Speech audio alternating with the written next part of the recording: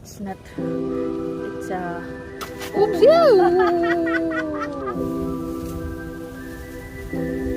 It's a bit green. Birds flying. Birds. Five.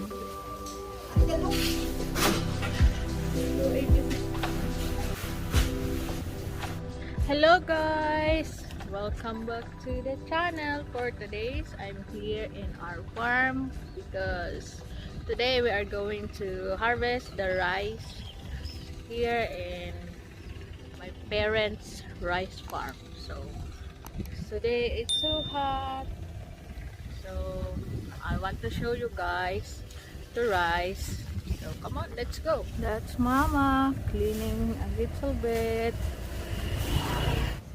Come on guys, I will tour you in my parents' rice field. Come on. Oops, I'm going. So yeah, later we're going to pick that also.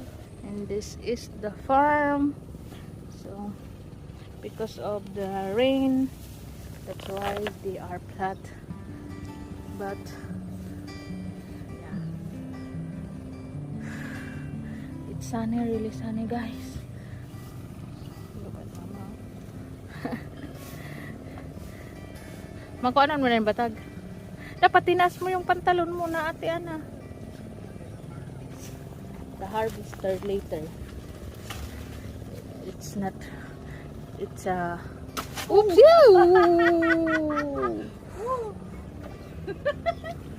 Sararuan sana dahil ko na ilig.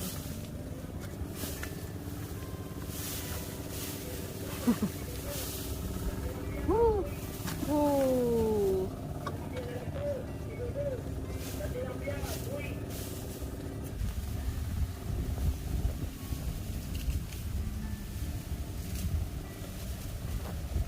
It's a bit green, some of the rice, but need to harvest it.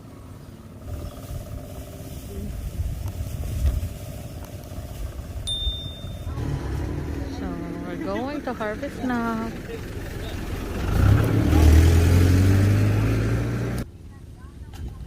So they put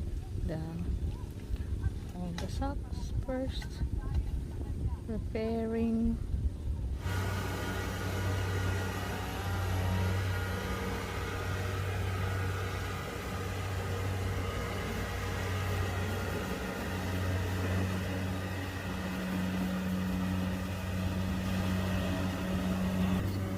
Nowadays, this is the modern way how to harvest the farm rice. Before, people are cutting it. It takes a lot of days, like 2 days to harvest, because it's manual process before. And now they discover like this.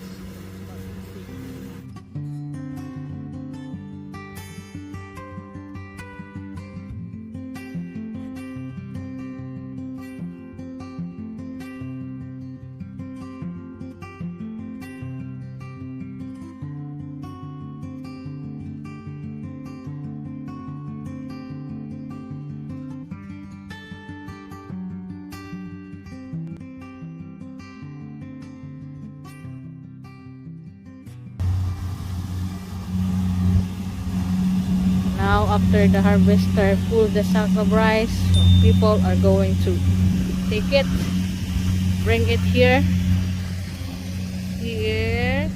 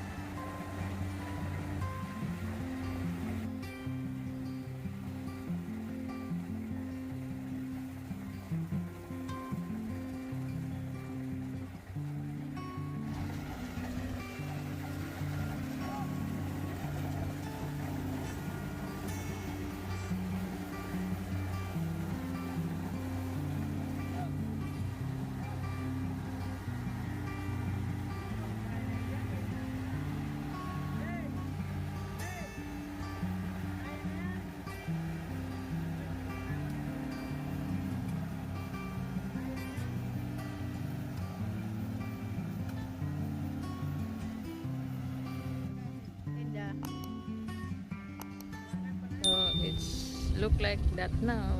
We harvest 30 sacks of rice. Yeah, that's it. See you guys on the next one. Please don't forget to like, share, and subscribe.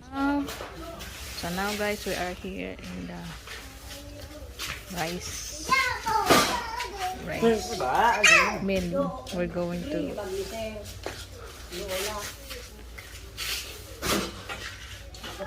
weigh and sold it.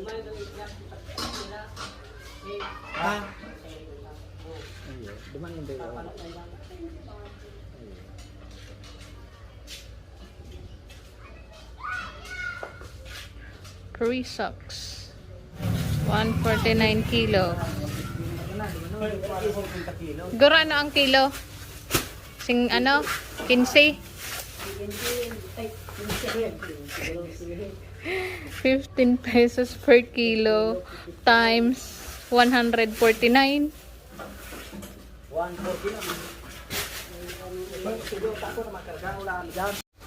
149 times 15 per kilo equals 2,239.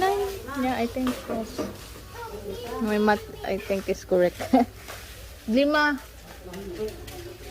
Pero yan, sel.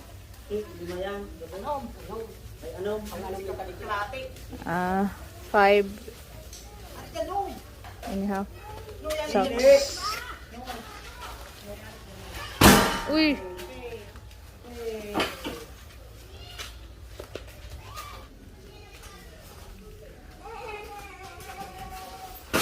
Oops. 1, 2, 3, 4, 5. And last one, the small socks.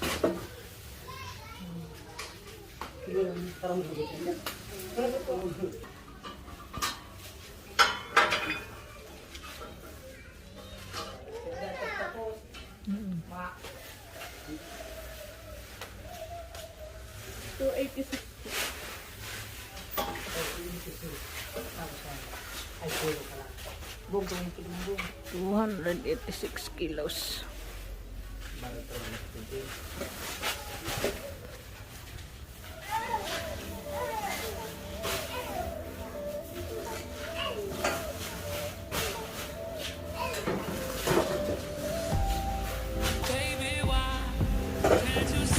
Six socks.